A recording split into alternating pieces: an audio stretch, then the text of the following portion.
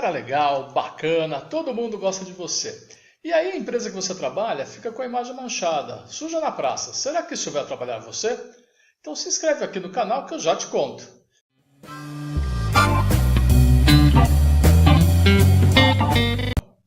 Um dia desses eu estava olhando o LinkedIn e, como é bem comum, uma pessoa postou um crachá toda feliz porque tinha conseguido um novo emprego como assistente administrativa da empresa.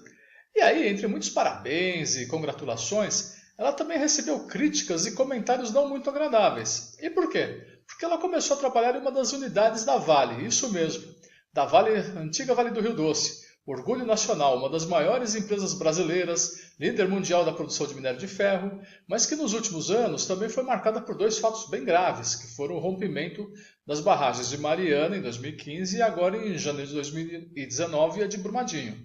Então, escreveram no post dela coisas como: acho que você não tem culpa do que aconteceu, como é que você tem coragem de trabalhar num lugar desses, boa sorte para você, mas que essa sua empresa não presta mesmo.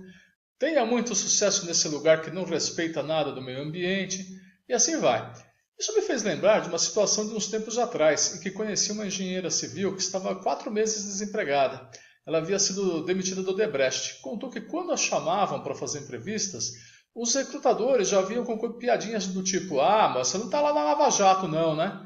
Bom, mas não tem perigo do Sérgio Moro te chamar, né? O seu nome não está naquele departamento das operações estruturadas? E coisas nessa linha. Há alguns anos, o meu chefe, com alguns níveis de hierarquia acima, era o Dr. Roberto Marinho. Eu trabalhava num dos braços pobres da Globo, vamos dizer assim, que era o Jornal Diário de São Paulo, o antigo Diário Popular, que hoje não existem mais.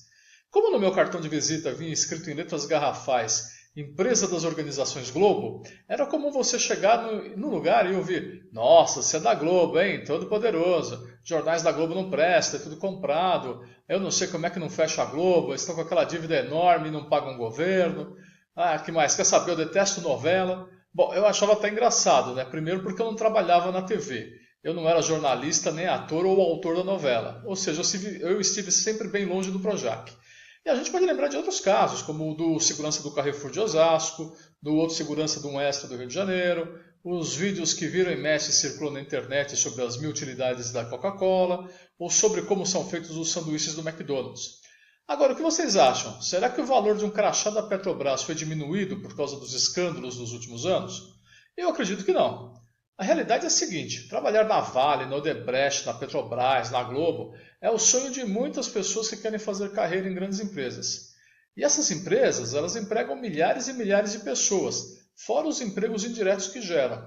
Mas e os problemas que essas empresas estão envolvidas? Só que simplesmente fechá-las é destruir a vida de ainda mais pessoas e de cidades inteiras.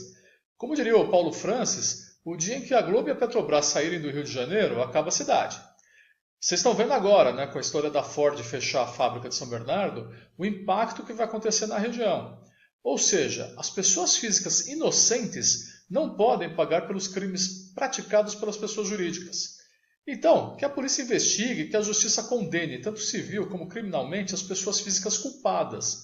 Bem apliquem as multas e indenizações às pessoas jurídicas, tomando cuidado necessário para não quebrar as empresas junto.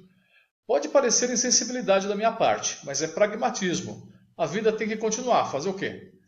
E para você que trabalha ou trabalhou em empresas que estão envolvidas em escândalos, polêmicas, corrupção, lute sempre para fazer o seu melhor, trabalhar honestamente, e se você mesmo assim ainda acha que a imagem da sua empresa está mesmo prejudicando a sua própria imagem junto ao mercado de trabalho, você é livre para sair a qualquer hora.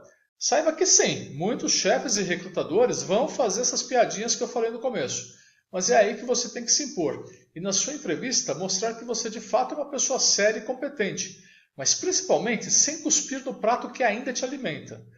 Não é uma das tarefas mais fáceis, por isso eu sugiro que você treine diante do espelho ou peça para alguém te ajudar, simulando uma entrevista com esse tipo de perguntas traiçoeiras, comentários maliciosos, sem ter dó ou medo nas respostas. Você vai fazer exatamente o treinamento que qualquer político faz antes de participar de um debate.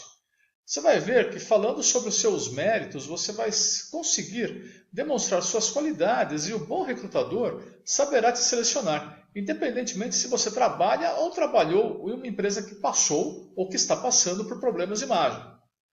Bom, pessoal, esse assunto é polêmico, eu sei. Se você gostou, deixa o seu like aqui. Se não gostou, deixa o seu like, faça seus comentários sobre o vídeo e se inscreva no canal. Muito obrigado e até a próxima.